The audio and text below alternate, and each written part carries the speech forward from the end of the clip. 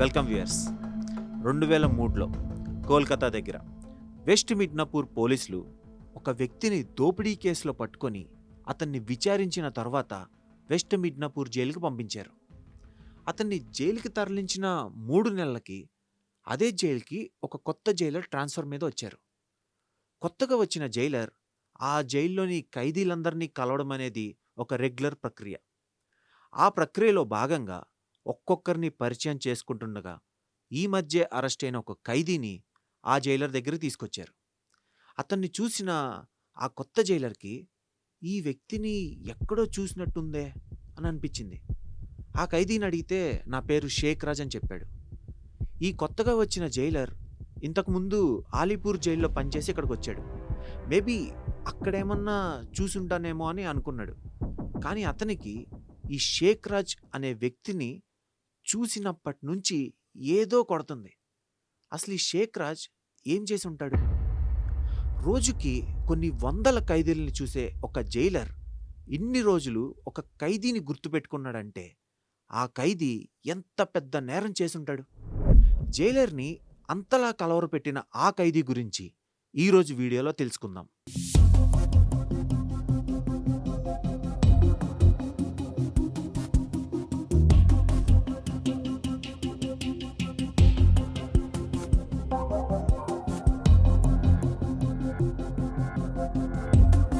ఇలాంటి మరిన్ని interesting videos కోసం మన స్పాట్ ఛానల్ని వెంటనే సబ్స్క్రైబ్ చేసుకోండి. అది 16th May 2003 Midnapore central jail. కొత్తగా వచ్చిన జైలర్కి అనుమానం వచ్చి కాస్త శ్రద్ధ పెట్టి ఆలోచించగా ఒక ఫ్లాష్ వెలిగింది. వెంటనే అతని ఫైల్ తెప్పించి క్షుణ్ణంగా విచారించగా అతని పేరు షేక్ రాజ్ కాదని అతని పేరు సజల్ బర్యూ అలియాస్ పాపా అని తెలిసింది. సజల్ బర్యూ ఈ పేరు కేవలం వెస్ట్ బెంగాల్లో మాత్రమే కాదు, చుట్టుపక్కల అన్ని రాష్ట్రాల్లో ఆ రోజుల్లో ఎంతో సంచలనం కలిగించిన పేరు. దీనికి 3 కారణాలు. 1, తన కుటుంబాన్ని తానే హత్య చేయడం. 2, అతని వయసు. హత్య చేసినప్పుడు అతని వయసు జస్ట్ 16 సంవత్సరాలు మాత్రమే.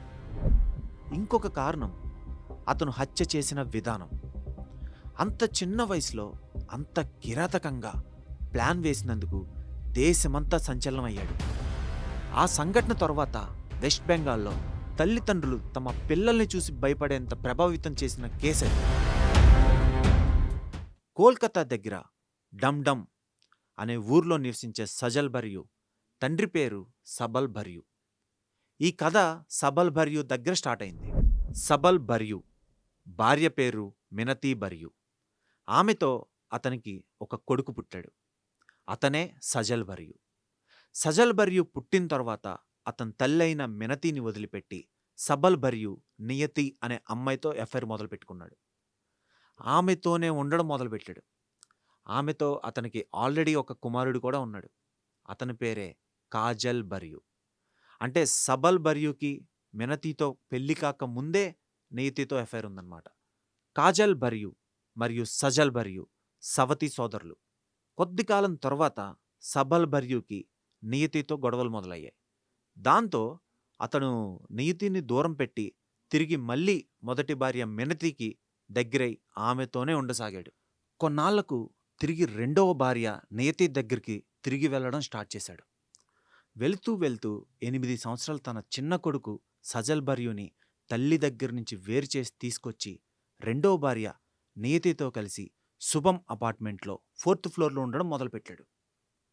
8 సంవత్సరాల సజల్ తన తల్లి ఉండాల్సిన ప్లేస్లో వేరే ఎవరో ఉండడం చూసి చాలా బాధపడేవాడు. సవతి తల్లి సవతి అన్నలతో ఉండాల్సి వస్తుందని కుమిలిపోయేవాడు. తను ఉంటున్న ఇంట్లో తన కన్న తల్లి లేకపోవడాన్ని చూసి చాలా బాధపడేవాడు. మెల్లగా అతనికి విషయమంతా అర్థమవుతూ వచ్చింది. తన తల్లిని వదిలేసి తన తండ్రి రెండో వివాహం చేసుకున్నాడని, తన తల్లికి దక్కాల్సిన గౌరవం సంతోషం ఆ రెండో భార్య లాక్కుందని మెల్లగా సవతి తల్లి సవతి అన్న సజల్ని మెంటల్గా టార్చర్ చేయడం మొదలుపెట్టారు. నలుగురిలో చాలా చిన్న చూపు చూసేవాళ్ళు. తండ్రి సబల్ పెద్దగా పట్టించుకునేవారు కాదు. అంతేకాకుండా అన్న వాడి వదిలేసిన దుస్తులు, పుస్తకాలు మాత్రమే సజల్కి ఇచ్చేవారు. ఇలా ఒక్కొక్కటి సజల్ తన మనసులో పెట్టుకొని ఎవరితో మాట్లాడకుండా తనలో తాను బాధపడుతూ ఒక ఇంట్రోవర్ట్గా మారాడు. ఇప్పుడు సజల్ వయసు 13 సంవత్సరాలు. అతనికి పెయింటింగ్ అంటే చాలా ఇష్టం. మంచి మంచి పెయింటింగ్స్ వేసేవాడు. ఇతని క్లాస్మేట్స్లో ఒక 5గురు ఇతనికి మంచి స్నేహితులు. వాళ్ళకు కూడా సజల్కి జరిగిన పరిస్థితులు అన్నీ తెలుసు. ఇలా సమయం గడుస్తుండగా సజల్కి 16 సంవత్సరాలు వచ్చాయి. ఈ 16 సంవత్సరాలు వచ్చిన తర్వాత సజల్ పెద్దగా ఆలోచించడం మొదలుపెట్టాడు. తన కుటుంబం మీద రివెంజ్ తీర్చుకోవాలని ఆలోచించడం మొదలుపెట్టాడు. తన తల్లి సంతోషాన్ని, తన బాల్యాన్ని నాశనం చేసిన వాళ్ళ మీద పగ తీర్చుకోవాలనుకున్నాడు. సవతి అన్న సిగరెట్తో కాల్చిన వాతలు మరియు సవతి తల్లి ఇస్త్రీ పెట్టితో వాతలు పెట్టి హింసించడాన్ని తన స్నేహితులతో చెప్పుకొని చాలా బాధపడేవాడు. అతని బాధను చూసి అతని స్నేహితులు కూడా అతనికి సాయం చేయడానికి ఒప్పుకున్నారు. వాళ్ళంతా ఒకరోజు కూర్చొని ఆలోచించడం మొదలుపెట్టారు. సవతి తల్లి, సవతి అన్న వీళ్ళిద్దరు అడ్డు తొలగిస్తే తండ్రి ప్రాపర్టీ మొత్తం సజల్కే వస్తుంది. వాళ్ళని అడ్డు తొలగిస్తే తప్ప సజల్ తన అమ్మతో కలిసి హ్యాపీగా ఉండలేడనిపించింది. అప్పటికి వాళ్ళ వయసు నిండా 16 ఏళ్ళు కూడా నిండలేదు. ఇలా ఆలోచిస్తూ ఒక భయంకరమైన ప్లాన్ చేశారు. హత్య చేయడానికి డేట్ కూడా ఫిక్స్ చేశారు. అదే 1993 నవంబర్ 22. ఆ రోజుకి సజల్ వయసు కరెక్ట్గా 16 సంవత్సరాల 11 నెలల 7 రోజులు. మధ్యాహ్నం 12 గంటలకి వీళ్ళ 6గురు కలిసి బజార్కి వెళ్ళి రబ్బర్ గ్లౌస్, పదునైన కత్తి, తాడు కొన్నారు. రాత్రి వరకు వెయిట్ చేశారు. చీకటి పడిన తర్వాత 7:30కి సజల్ తన స్నేహితులతో కలిసి ఇంటికి వచ్చాడు. ఆ సమయంలో సవతి తల్లి నియతి హాల్లో కూర్చొని టీవీ చూస్తుంది.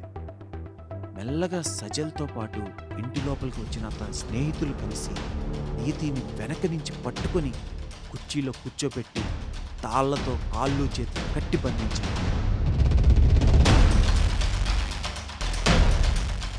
అరవకుండా నోరు మూసి టేప్ వేసేశారు.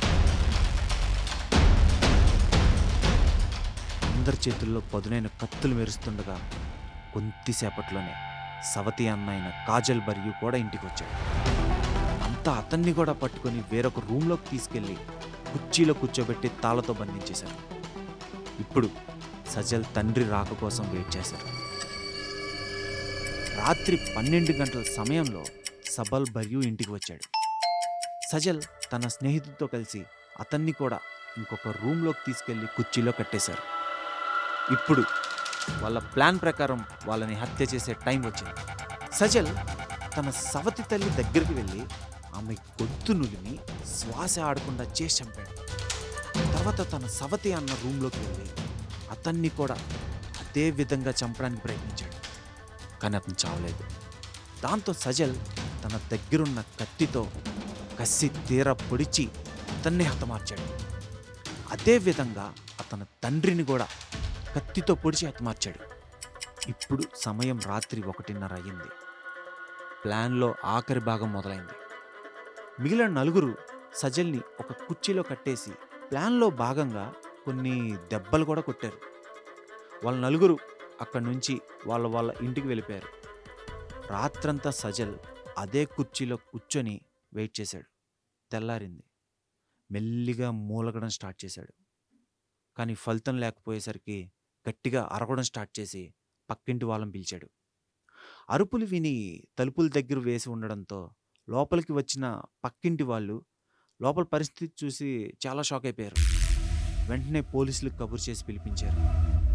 పోలీసులు వచ్చి క్రైమ్ సీన్ చూసిన తర్వాత మొదట సజల్ కట్లు విప్పి అతన్ని ప్రశ్నించడం స్టార్ట్ చేశారు.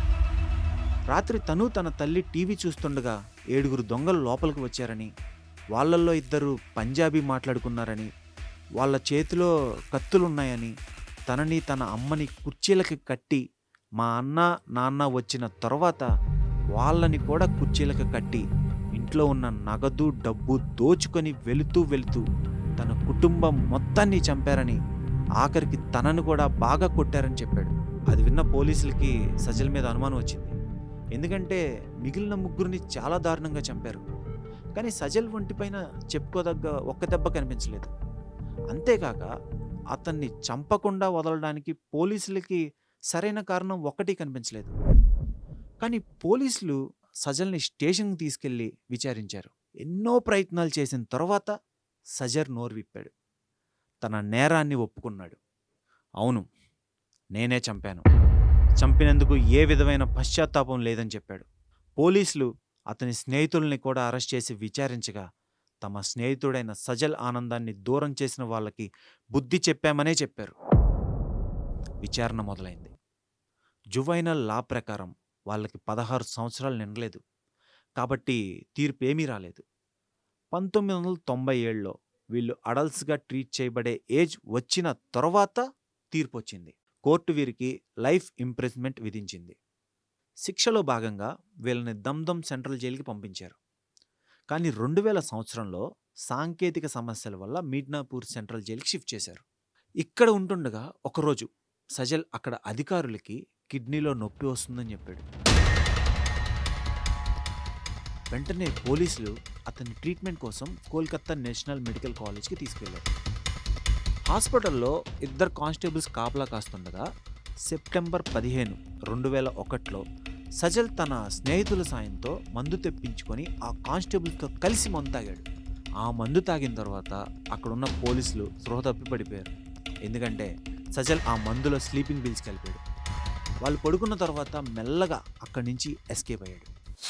తర్వాత పోలీసుల విచారణలో సజల్ పోలీసులతో అప్పుడప్పుడు జైల్లో నుండి హాస్పిటల్కి వచ్చి మందు పార్టీలు చేసుకునేవాడని, ఇలా ఇంతకుముందు 4-5 సార్లు మందు పార్టీ చేసుకున్నాడని నమ్మకం కుదిరిన తర్వాత లాస్ట్ పార్టీలో అక్కడి నుండి పారిపోయాడని తెలిసింది. అక్కడి నుండి సజల్ ముంబై చేరుకున్నాడు. ముంబై వచ్చిన సజల్ ఒక అమ్మాయిని చూసి ఇష్టపడ్డాడు. ఆమెను ఒప్పించి పెళ్లి చేసుకొని కాపురం కూడా పెట్టాడు. కొన్ని రోజుల తర్వాత తన భార్యను తీసుకొని తిరిగి కోల్కతా వచ్చాడు. అప్పటికి తన భార్య ప్రెగ్నెంట్. ఆమె అన్సోల్లో చుట్టాలింట్లో ఉండేది. ఆమెకి డెలివరీ అయ్యి ఒక బాబు కూడా పుట్టాడు. సజల్ది కష్టపడి డబ్బు సంపాదించే మనస్తత్వం కాదు. తక్కువ సమయంలో ఎక్కువ డబ్బులు సంపాదించడానికే ప్రయత్నించేవాడు. అందుకే తిరిగి క్రైమ్కి అట్రాక్ట్ అయి కోల్కతాలోనే ఒక లోకల్ క్రిమినల్తో కలిసి దొంగతనాలు చేయడం స్టార్ట్ చేశాడు. కమల్గా పేరు మార్చుకొని కొన్ని రోజులు గడిపాడు. తరువాత మరొక పెద్ద గ్యాంగ్తో కలిసి వాళ్ళకి తన పేరు షేక్ రాజ్ అని చెప్పాడు. అలా వాళ్ళతో కలిసి నేరాలు చేస్తూ ఒక దొంగతనంలో పట్టుబడి తిరిగి జైలుకి వచ్చాడు. జైల్లో ఉన్నప్పుడు తనకి ఇష్టమైన పెయింటింగ్ హాబీని కొనసాగించాడు. మంచి మంచి పెయింటింగ్స్ వేసేవాడు.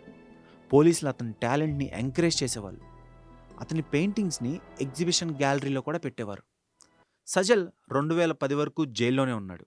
హైకోర్టు ఇతని బిహేవియర్ చూసి బెయిల్ కూడా ఇచ్చింది. ప్రస్తుతానికి సజల్ తన శిక్ష ముగించుకొని బయట ఉన్నాడు. చిన్నపిల్లల మనస్సును గాయపరిస్తే ఎలాంటి విపరీతమైన పోకడలకు దారితీస్తాయో తెలిపే సజల్ స్టోరీని చూసి మనం చాలా నేర్చుకోవచ్చు.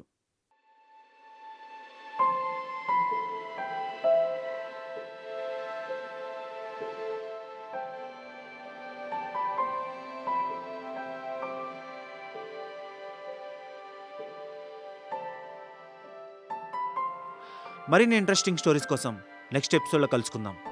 Until then, bye.